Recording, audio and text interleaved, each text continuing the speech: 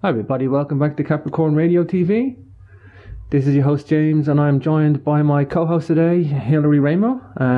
Hilary is in the other side of the pond in New York, and we're going to be talking about the Omniverse today, a book by Alfred Webre.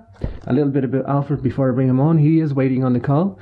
Alfred Webre is one of the world's leading figures in exopolitics, and he's the International Director of the Institute for Cooperation in Space.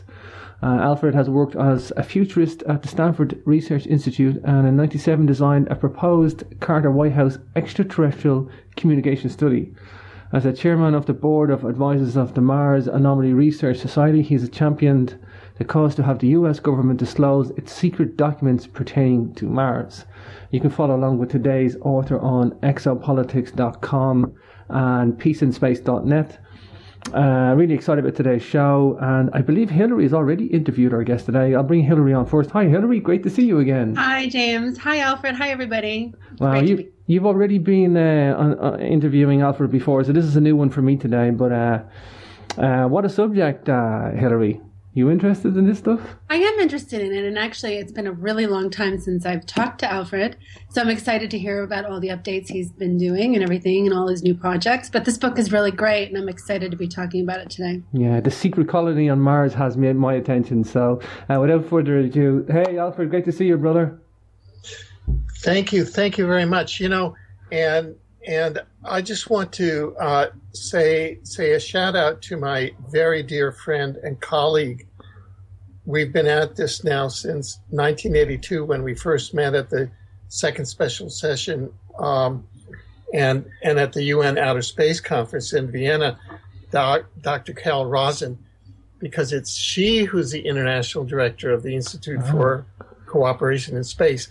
I was once that in a while, and we got the Space Preservation Act and Treaty passed by Congressman Dennis Kucinich to prevent the weaponization of outer space. And I really urge all of the viewers to support that.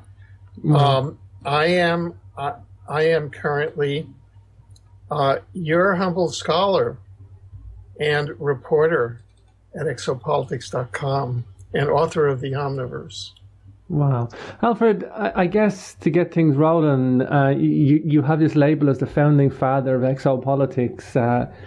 Tell us about that label. I mean, most people, there are still people out there, they go, exopolitics, what? Excuse me? They don't understand it. So tell us a little bit about that as a definition and why its inception, and we'll lead into where it's at now. Yeah, sure. Exopolitics is a new science. It's, for example, to use an analogy, it's like anthropology or political science, but it's the anthropology and the political science of outer space, of the universe and of the multiverse. The multiverse is a collection of all the universes of time, energy, space, and matter.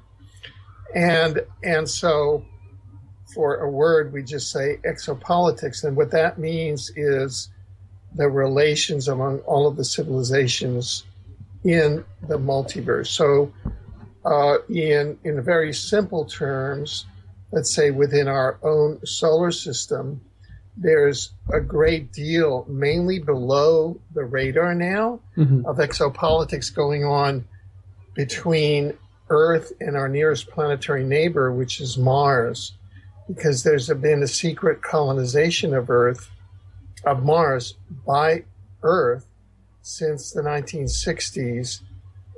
Believe it or not, a secret partnership between the United States and the Soviet Union. And some reports say that there's upwards of 500,000 U.S. colonists on Mars. Now, in simple terms, I would say that the U.S. strategy is to attempt to circumvent the UN Outer Space Treaty, which prevents any single nation from laying claim to a celestial body by covertly attempting to make Mars the 51st state and thereby to acquire right title and interest to all of its mineral wealth and and using Mars as a staging area for the first further colonization of the rest of the solar system and this segment of the universe. So there's kind of a modified real Star Wars going on there. The putative head during this period of the Mars Colony Corporation was a fellow who flunked out of Yale when he was a sophomore and I was a freshman. His name was Richard B. Cheney.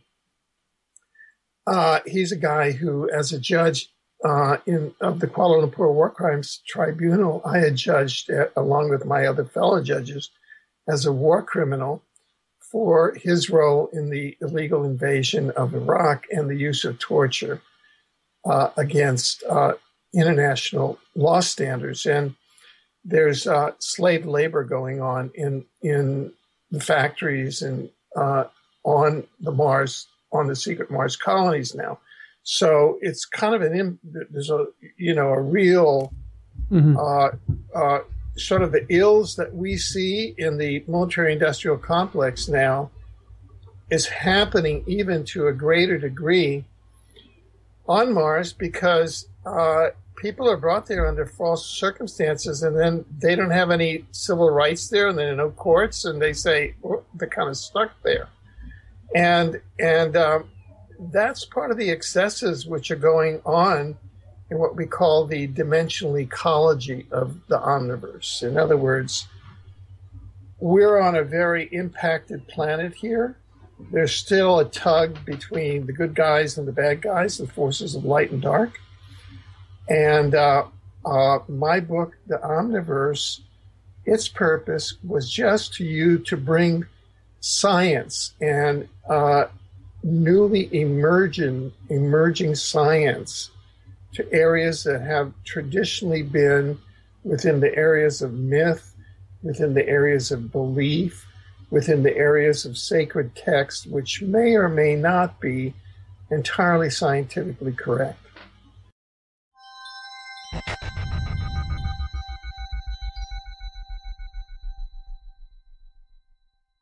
Alfred, could you explain in your book, you talk about the universe and you title it in different ways, multiverse, omniverse. For our listeners today, could you go through and describe those definitions so they understand what we're referring to throughout the hour? Yeah, well, thank you very much. If we go back to the Sumerian astronomers, about 3500 BC, at least within the conventional history, they were the first ones to bring forth the concept of the universe. And our universe, you can say, is a discrete, organic, holographic creation of time, energy, space, and matter, including multiple timelines and an ecology of dimensions. It's like a self-contained whole. It's like an organic self-contained whole. And in 1895, the next sort of advancement in understanding of cosmology occurred when the American psychologist and novelist Henry James coined the term multiverse to mean the totality of all universes. And so that multiverse means all of the universes. There's more than one universe. There's not just our universes. There's, according to two Stanford scientists, a, quote, humongous number of discrete, organic, holographic creations of time, energy, space, and matter, which are composed of multiple timelines and an ecology of dimensions. Now, I just want to take a footnote here and give people an idea of the actual number of universes in the multiverse.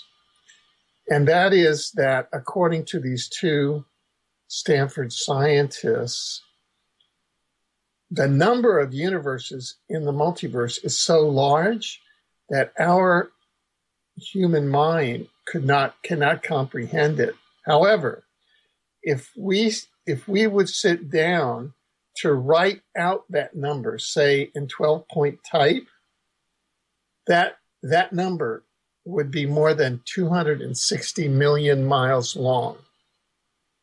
That's how large the number would be that would designate the number of universes in the multiverse. So that's what we're dealing with, how large the multiverse is. Now, take that and fast forward to 2015 with the publication of the first scientific book in history, formally, on the Omniverse.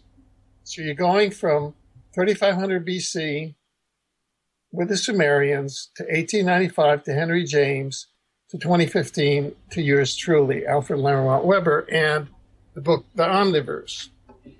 And what the Omniverse is, it's a very simple equation. You know, like when Einstein brought in a very simple equation to describe the relationship between the speed of light and mass, E equals mc squared. It's a very, very simple equation that describes that as time slows down, mass increases. It's very, very simple. Well, the Omniverse, here comes the equation for the Omniverse. The Omniverse equals the multiverse.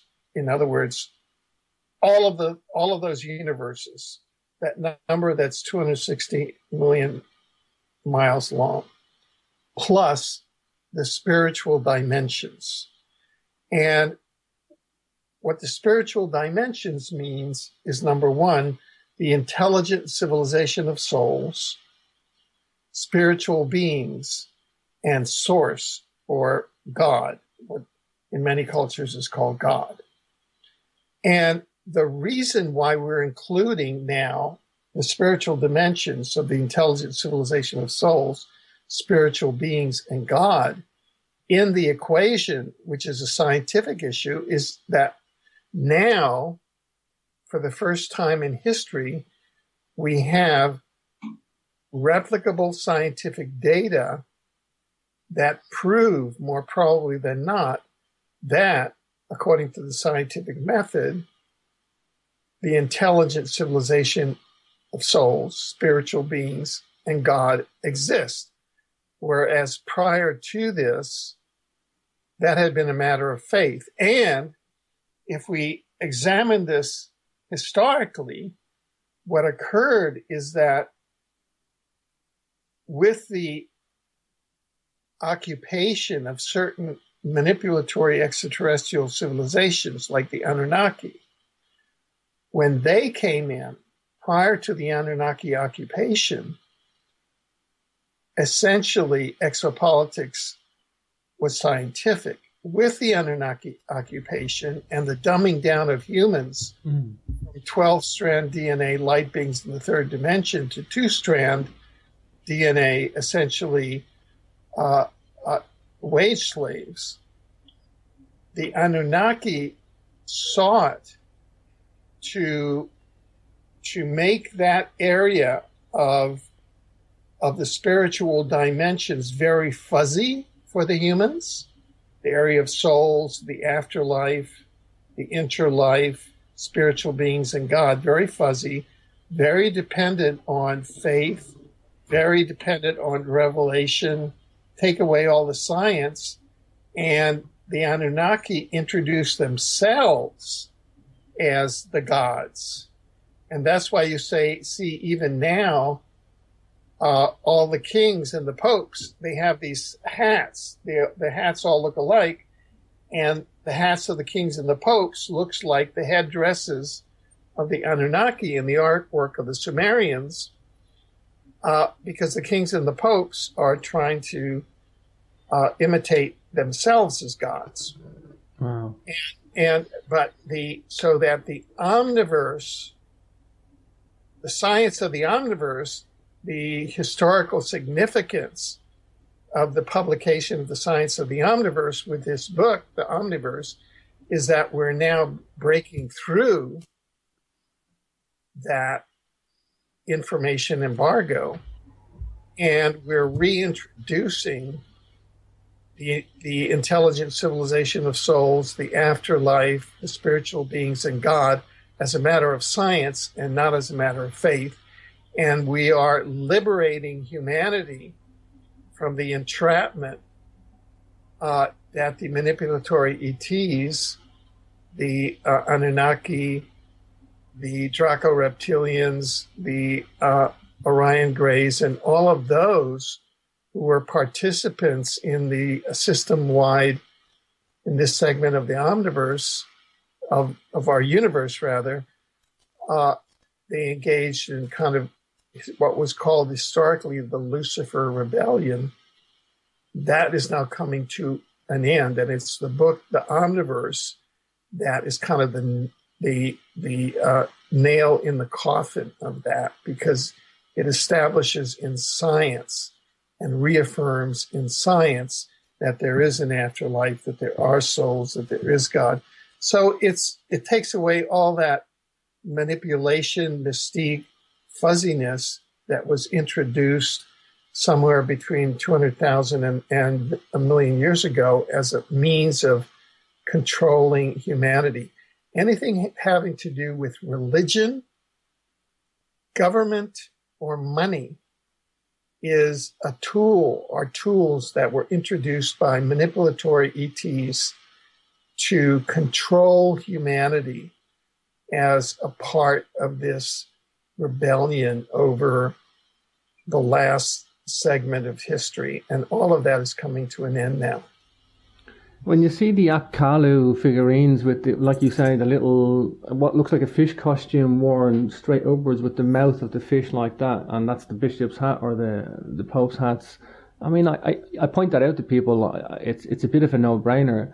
Are we saying that the Apkallu sages were mimicking somebody else, and that the bishops are just a lineage of the Apkallu, or are we saying that these guys were, it was the Roman patriarchs mimicking the Apkallus?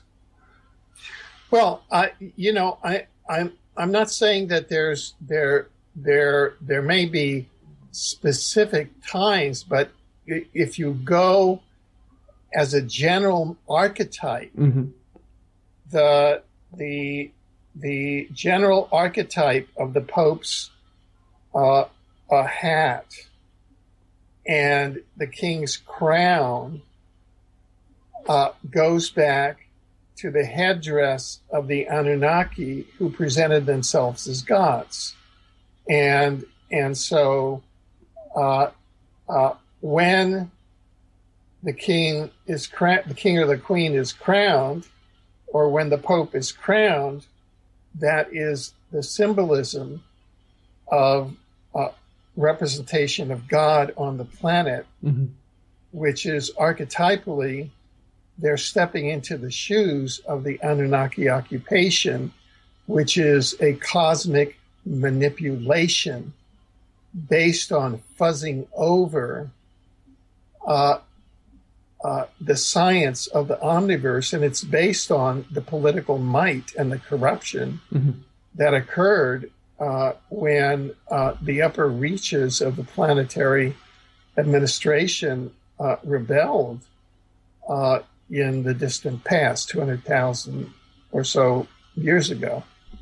And so that is why concurrent with the release of the book, The Omniverse, politically and socially, we began to call for a regime change on the planet to move away from the farm team that we have governing the planet now, which are essentially the remnants of the Anunnaki. Do you ever see that manipulation and control ever having a break? Has it been right there since our inception? Has it been full-on hardcore manipulation and control of our species since day one? I think so. I mean, even if you go, say, and look at the quote revolutions, those were manipulations of the bankers. Those were kind of intra-matrix, inside baseball manipulations. If you look at the Bolshevik revolution, the Bolsheviks were led by, it was a financing of the City of London, Rothschild and 13 families that went and recruited a bunch of Brooklyn socialists and brought them over to Russia, and then got hold of the Russian Revolution, and Bolshevism was crypto-Zionism. And the same thing happened with the Cuban Revolution.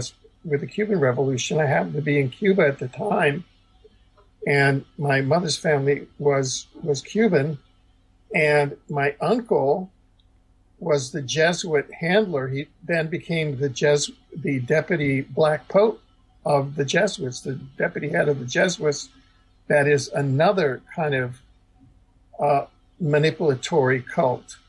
And he was the handler of Fidel Castro. So it was a pseudo-communist revolution, which really was a Jesuit Zionist front. And all of these things are just manipulations to keep, to kind of divert the progressive impulse in humans and make them think that there's progress going on, but nothing is really changing. And so essentially we've been inside of a matrix, a controlled matrix, for about 200,000 years. And now that is now coming to an end.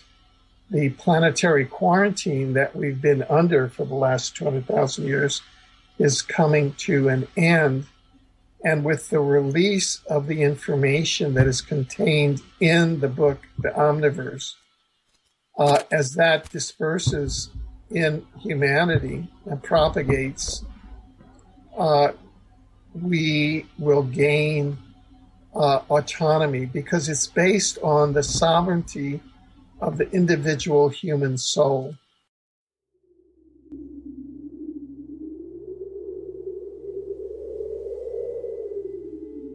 There is something majestic in the land of Ireland. This is known the world over. The Celtic Irish are descendants of the Tuatha De Danann, a mysterious, supernatural race of gods written about in ancient Irish Gaelic texts. This is the basis for all Irish mythology, and our megalithic ancestors are interlinked with these peoples. You have a chance to come and see these monuments and temples for yourself. The megalithic landscape is rich in the realms of myth, legend and wisdom. Come see all this on the most spectacular Sacred Sites tour in March 2016. The Sacred Sites and Equinox tour is not to be missed. Tour highlights include Grinnin of Ailloch Observatory, the Giant's Ring Henge and Dolmen, St. Patrick's Day special at St. Patrick's Ancient Chair, March 17th, Knockmany Passage Tomb linked to the Queen Maeve with special access, Beemore Temple Complex, Dunluce Castle, the Giant's Causeway, Beltany Stone Circle, Kilclooney Dolmen, and the Loughcrew Equinox event alignment. Of course, we will see the famous tombs of Newgrange, Noth and Doth, also Fornox Rock Art and Shamanic Chamber, Tara Hill Complex, and we're going to finish at the Tuatha De Danann's origins in the northwest of Ireland at Carrow Keel, dated 3500 BC, from the famous Carroll Moore 5000 BC complex. Check out all the full itinerary on the tours events page for more details at jamesswagger.com.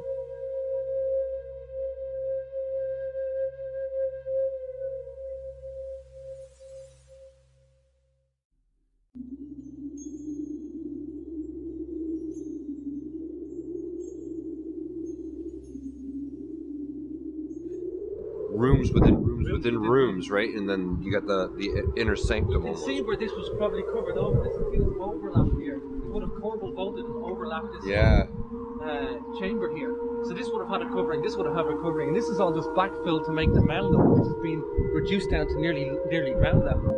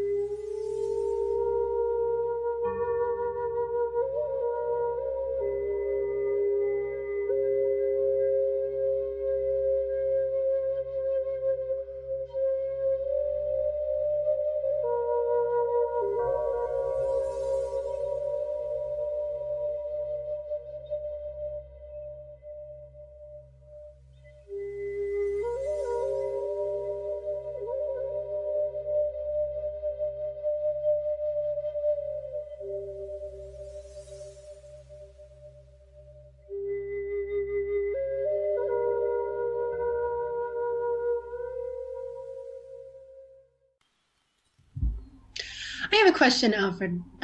How do you take into the whole storyline here, the context, the historical context of shamanism with the indigenous cultures? Because they have a lot of myths and stories and cave paintings and such that show a very reciprocal relationship with star beings, that they call them star beings.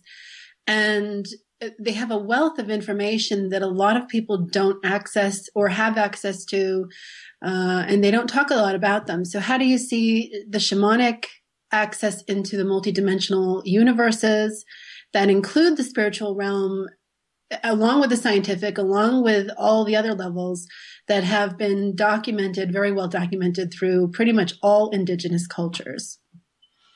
That is an excellent question. And in fact, I believe that that is one of the primary reasons why the Matrix controllers have engaged in a uniform policy of genocide against the indigenous cultures that accompanied, for example, the colonization of the New World. Most recently, I'm very familiar with that, with the genocide of the Canadian Aboriginal population, and was involved here in Canada with a series of popular-based tribunals, which showed that over 50,000 Canadian Aboriginals were genocided in terms of the residential schools, which were introduced in the 1930s through the 1950s in order to eradicate the Aboriginal culture and to land grab the Aboriginal lands for the minerals. And I believe that the same thing has occurred in the U.S., where when the settler nation United States of America engaged in deliberate genocide against the Native Americans. And I just want to say that I'm myself, I've been tested for DNA, and I have Native American DNA, and I have sought to become aware of that, and there was germ warfare, bio warfare, dishonoring of treaties. There's been a complete campaign of eradication of the Native Americans and eradication of the Native American nations. And I can recall being at the United Nations during this second special session on disarmament with the Hopi delegation there. I used to hang out with them at St. John the Divine Cathedral, and I helped the elders of the Hopi inside the UN building because I was a registered NGO representative. I helped them inside that building get to their meetings. There was a delegation of Hopi elders that were fulfilling their prophecy to prevent what they called the House of Mica. That's the UN headquarters, Mica being glass. And if you look at the UN headquarters, it's sort of a glass building. And they were, there was a prophecy that there would be nuclear war coming about. And so I've been intimately involved in helping facilitate the Hopi elders meet with the UN to forestall nuclear war. Now, that is very complex because of certain actions of the being Gaia Sophia, which is the soul of the planetary avatar that we know as Earth. On December 21st, 2012, Gaia Sophia and Earth reactivated its own organic timeline. That those of us who are aware and committed, beings of Earth and sovereign souls are now on that Earth timeline. We're not on the artificial timeline of an off-planet invading predatory artificial intelligence, which is one that is looking to turn this planet into an artificial intelligence planet and robotize us humans, what we call the transhumanist agenda. So that another reason why we've released the Omniverse book at this time is to give sort of a guidelines and blueprint, to provide a blueprint to the community of aware souls as to what the scientific basis for the Omniverse is. So that's one more tool in providing the community of aware souls so that they aren't sucked into the transhumanist agenda and become AI and trained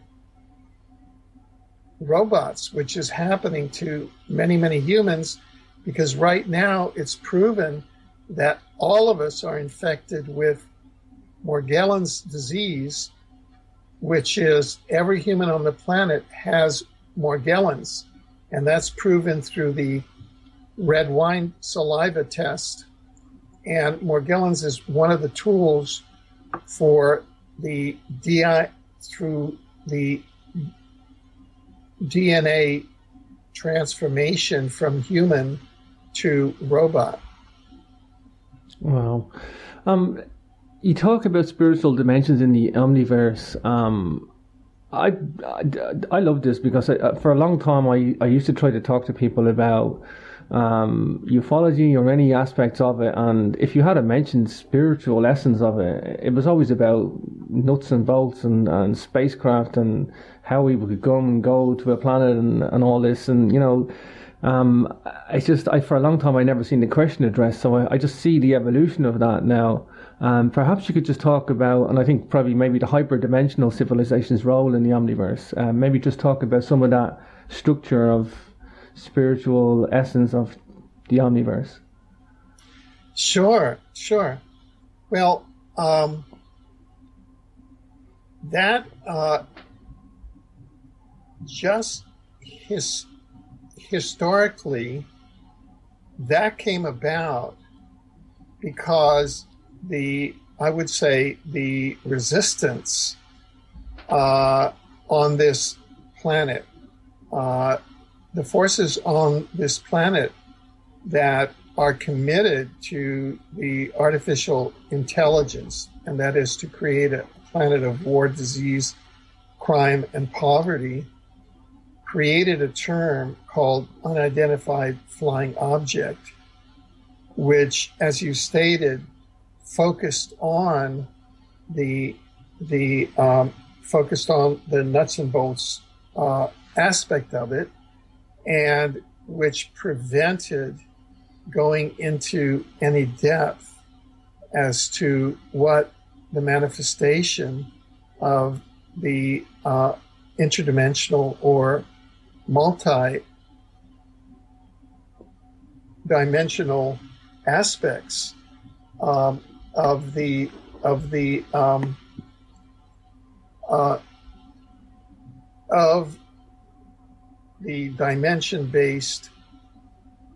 dimension-based civilizations are, and one of the roots of this book that occurred, there were two things that gave birth to the book, The Omniverse, and one occurred in July of 2009, and the other occurred in August.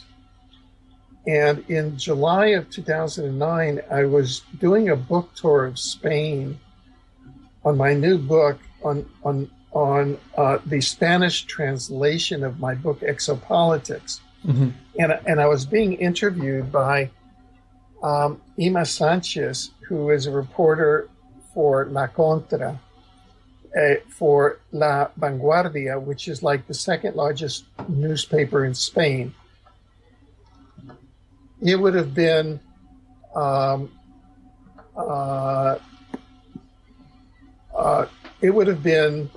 like the Washington Post of Spain,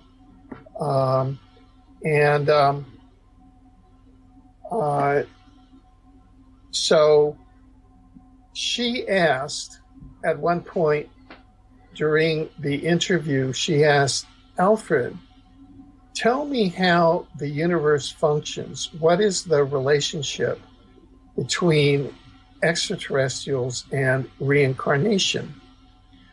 And I saw at that point, because I had been focusing in my book Exopolitics entirely on the universe and the multiverse, which are entities that are composed of time, space, energy, and matter.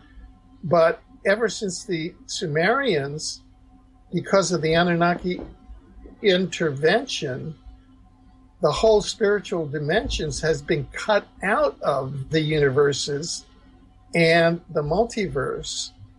And even string theory, modern string theory has carried that to an extreme where they just want to go to extremes in defining what the universe is and defining what the multiverse is. But there's a phobia in modern canonical science of investigating the afterlife, of investigating the intelligent civilization of souls, of scientifically investigating God, scientifically investigating spiritual beings. In fact, it's verboten inside the scientific canon. It's verboten inside universities, with one or two exceptions, to examine that. So that I saw in that moment, in that interview, that Ima Sanchez was asking questions that had to be addressed. And in order for me to answer her questions in a systematic way, I had to go beyond the book that I had at that moment, which was Exopolitics, which dealt only with the universes of time, space, energy, and matter. The second thing that happened was that in August of 2009, Oxford University Press, which is a division of Oxford University, asked me to write a book on extraterrestrials and the law. And in the course of writing that book, I saw that there was no adequate existing typology, at least in the public domain, of what an extraterrestrial civilization was. In other words, there were things like the Kardashev scale, which Dr. Michio Kaku has popularized. In other words, which says that there's a type 0, type 1, type 2, type 3 civilization, and we're a type 0 trying to become a type 1. A type 0, it has to do with sources of energy. In other words, a type 0 civilization uses its own nest for its energy, like fossil fuels. And a type 1 uses the energy of the universe, like solar or free energy. And most type 0 civilizations self-destruct before they get to a type 1, which is our big issue, right? But that is not the core. That is not a core typology for civilizations. And so what I discovered was what we call a dimension-based typology of intelligent civilizations, which is if you talk to intelligent civilizations in the multiverse, they self-define themselves by the dimension in which they're based. They'll say, I'm an Arcturian from the 6th dimension or the 6th density. I'm a Pleiadian from the 5th density. And each of these densities revolve around states of consciousness, revolve around their relationship to time or not. There's very little relationship to time in the 5th density. It's more relationship to love, concepts of love, concepts of telepathy, concepts of teleportation, concepts of manifestation, and concepts of closeness to deity or source. So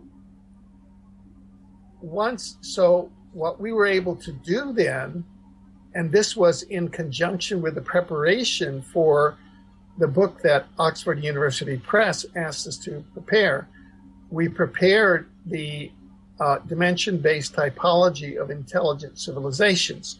And that was the basis, that provided the foundation for the conceptualization of the Omniverse. In other words, we had to go in stages.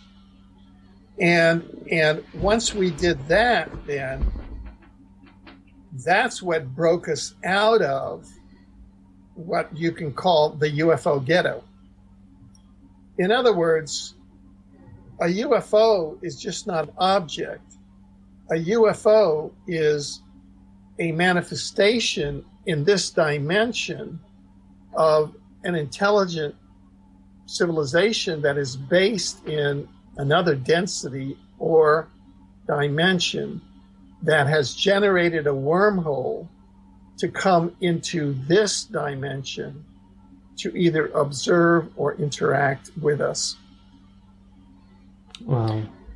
And then I began to interact with researchers like Will Allen of UFO DC, who was a crew member for under 3 administrations on Air Force One, and who now takes photographs of interdimensional spacecraft that come into this dimension and land on the U.S. Capitol. They land on U.S. Senate and House of Representatives congressional office buildings. They overfly the White House. They land in underground bases adjacent to the White House. They are known to the U.S. Capitol Police, and that is the most protected airspace in North America. And they're doing it interdimensionally. So then we were able to use that data, because what we've done in the book, The Omniverse, is to proceed on the basis of empirical data and according to the law of evidence. Now, there are 2 types of evidence. One is legal evidence and one is scientific evidence. And in legal evidence, you have documentary evidence, you have witness evidence, and you have physical evidence. So in this case, we have photographs of these interdimensional craft which have come in through the wormholes. And what happens is that Will Allen has been implanted by these interdimensional ETs so that he gets a signal to go out, and then will photograph the ET craft coming in and landing. He has photographs of the ET craft landing in the reflecting pool in front of the Congress. But not only that, he has multiple photographs, and he's a top photographer for fashion magazines, for motion pictures, for record companies. So we're getting this top quality photography, and he's photographing the wormhole itself and the interdimensional spacecraft coming through the wormhole. So we're getting a very high level of physical evidence and documentary evidence of that is accompanying what we now can conceptually state is an interdimensional intrusion coming from another dimension-based civilization. And then from that, we can take that even one step further and go into the area of galactic governance. Because our galactic governance, for example, if we take the galactic governance of this planet, Earth, and the origin of Homo sapiens on this planet, Earth, the Homo sapiens project, we being examples of Homo sapiens, antecedes or comes before the predatory Anunnaki intervention. The Anunnaki intervened in our planet, and what they found was that we were a 12-strand DNA light being in the 3rd dimension, because we had been genetically engineered and created by a consortium of upper dimensional intelligent civilizations that are part of the governance structure of this region of the galaxy, including the Alpha Centaurians, the Pleiadians, the Sirians, and others. Those are kind of our galactic structure. However, they're not only in 3D. They're in 4D, 5D, and above. So with this understanding and information, we can now approach this. And as evidence of this, and this is all in the book, The Omniverse, we interacted with a lifelong NORAD officer, a colleague of mine who was based in Winnipeg, whose job at NORAD was that he oversaw the jet fighters, the interceptors, who were deployed every time a UFO came over and intruded into the North American airspace, which is the 3D airspace. 3D being a time-space continuum, time-space hologram airspace. So he was very familiar with all of the UFOs. And a UFO means that it comes in from another dimension, creates its own wormhole, and then comes into 3D. And these are like probes. They come into our airspace like probes. And so after he retired, he was contacted by representatives of the Regional Galactic Governance Council that said that this was through a telepathic contact. And they said, look, we are going to manifest, we're going to choose New York City, and we're going to manifest our fleet.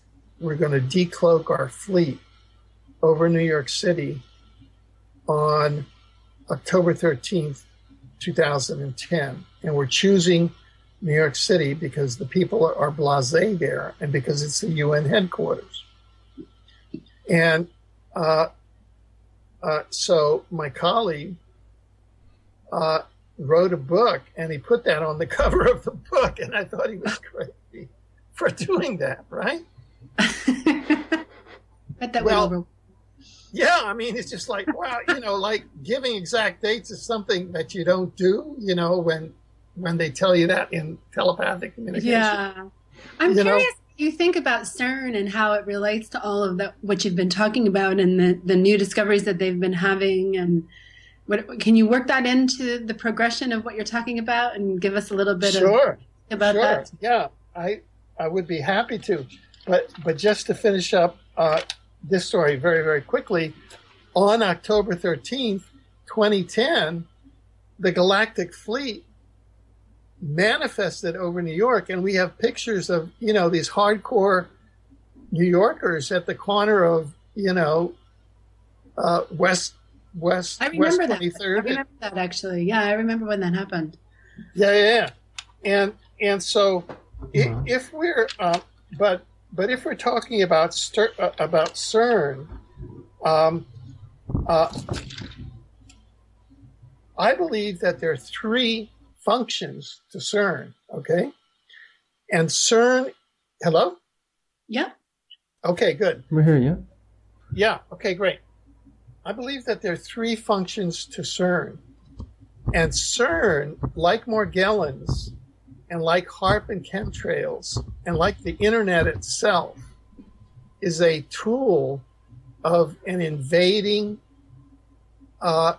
predatory artificial intelligence that is trying to terraform the Earth now, and to its own image. It's soulless, and there are three functions to it.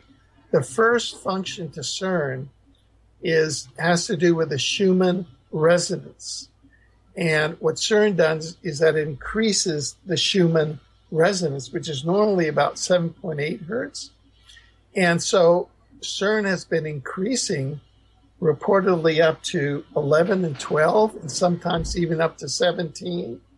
And what this does is it takes the resonant frequency of humans from 7.8 and up to 11 and 12 and even up to 17. And it's blowing everybody's mind and disorienting them.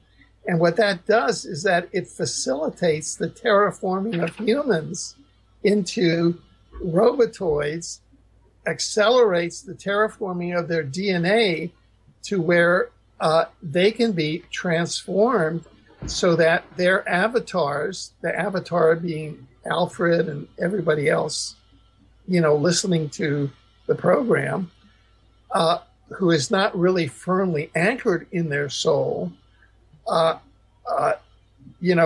their soul would have problems incarnating, kind of staying in that body, so that then the body becomes AI entrained and they become like a Bill Gates or a Prince Charles, who are spokespersons for the AI. They become robotoids themselves. And that's what the CERN does. That's one function of it. The second function of CERN is that it produces what are called strangelets, that are nano black holes. And with these nano black holes, which they can concentrate around events and locations and targets, that itself is another accelerator to disorient humans and to accelerate the terraforming both of Gaia Sophia, of the Earth, and of humans into the artificial intelligence timeline, the artificial intelligence Earth, and humans into the artificial intelligence robotoids. There's a struggle going on between, are we going to be on the Earth organic timeline or on the AI, artificial intelligence timeline? The third function is this. There is a specific word for it, and it's kind of a biblical word for a dimension that is very, very dark. And it's a dimension where some very dark entities, notably the ones that were leaders in this rebellion, these are dimensional entities, have been imprisoned, and they took the devil and they bound him down in the pit, And one function of CERN is to attempt to open a portal into this dimension. We're talking about the matrix controllers, who are essentially diabolically oriented, to open a portal into this dimension so that all of these very, very evil, in the polarization of good versus evil, would be released back into our time-space hologram, so that all of the struggle that we starseeds and that our predecessors in the first kind of recapturing of Earth, which, happened with the landing of Buddha, of the Christ, and we kind of indigo starseeds are like the second wave, that would all be erased. And we'd be back to square zero. So that's the third function of CERN. Now, so there's been a tremendous fight around CERN, and we've been told by whistleblowers and by others that there's a tremendous battle and concentration there. And the good news is that CERN essentially, so far, has been essentially neutralized. So that would be, a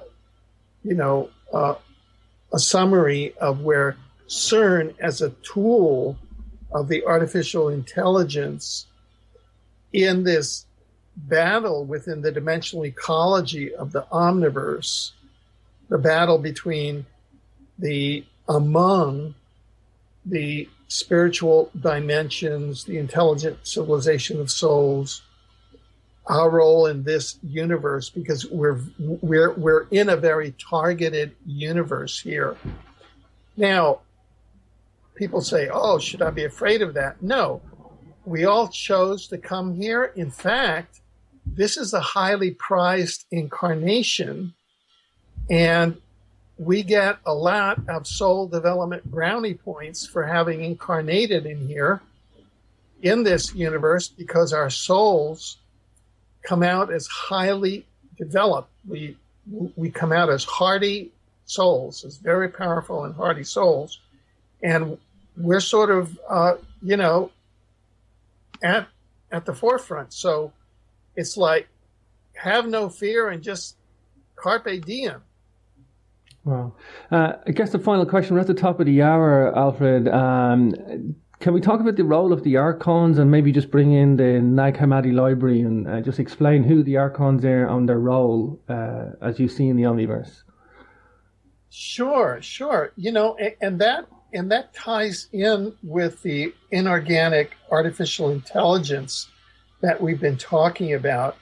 The inorganic artificial intelligence is a sentient, either machine-based or plasma-based intelligence. And there's kind of a spectrum, and the Archons are probably right next to the AI. And because they are organically based. And we have, people can go to exopolitics.com. Mm-hmm. The Archons are discussed in the book, the Omniverse. And they work symbiotically with the AI. And say, if you went right next to the Archons would be the manipulatory ETs like the Draco Reptilians, the Orion Greys, and the Anunnaki, that are manipulatory ETs that have become AI entrained. And the difference there between the Archons is that the Archons go back to the creation of this universe itself. Well, there's a couple of theories. One theory is that, as you know, there are a humongous number of universes in the multiverse. And the party that creates the universes, and we're in a free will universe. And incarnation into and one of the missions of the universes and of a universe is to serve as a venue for the incarnation of souls for soul development.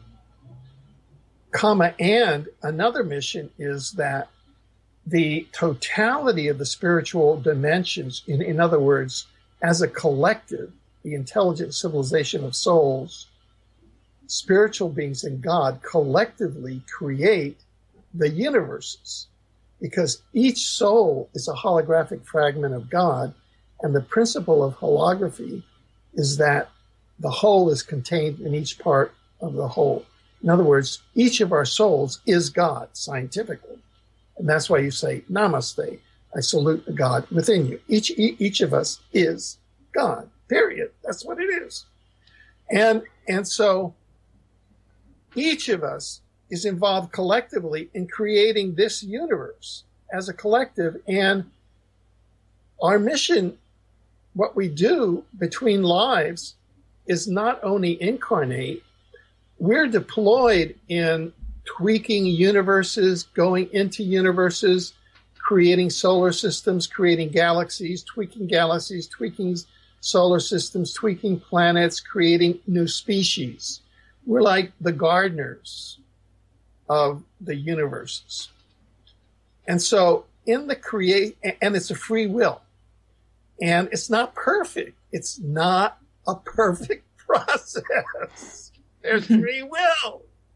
So what happened is that in the creation of this universe, there was a glitch and something happened and Archons came out of it. You know, these kind of dark beings that were like mind viruses, okay?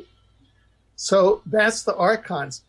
An alternative explanation is that there was a portal and there was a rule that you could not go near that portal, and some adventuring spacefarers in this universe said, we're going to go. They opened the portal, and the Archons came in from an adjacent universe, okay? So there's more to know, because we've been in quarantine for about 200,000 years because of this rebellion. So I think that exopolitics is one of the most exciting careers that anybody could engage in on planet Earth, because it's just really opening up. I mean, there's so many unanswered questions. And I feel that I've been privileged to play a role in this. And I've got 2 books out now, Exopolitics and the Omniverse. And I just think, it's great. And I think people should really, if they're not turned on to it, we've put them up there. It's really inexpensive. You can get Exopolitics now. I think I put it up there on Kindle for just a few bucks. And I think that now over Cyber Monday, or they were running the Omniverse for half price. And, this stuff is invaluable information. It's just costing you about the price of a latte at Starbucks. So go for it, folks. Wow. Alfred, it's an absolute pleasure talking to you today. An hour is not enough. We'll have to get you back sometime soon. The Omniverse, Transdimensional Intelligence, Time Travel, the Afterlife, and the Secret Colony on Mars by Alfred Webre. Get yourself a copy of the book. It's fascinating. There's a lot of stuff in there that we didn't get to, Alfred, obviously, but that's the purpose of reading the book. And it covers so many specifics in there. I like the way it's all tied together, though. And I like the layout of the book as well. Like, sometimes you get books that are thrown together, but this one is nicely structured. It's easy to follow, and it's compartmentalized into some sorts of genre for the reader to follow. And I like that as well, because it's a minefield of research. So thank you for your time today, Alfred. Thank you, Alfred. Certainly. Yeah. Thank you both. And I feel privileged to have been a part of your program.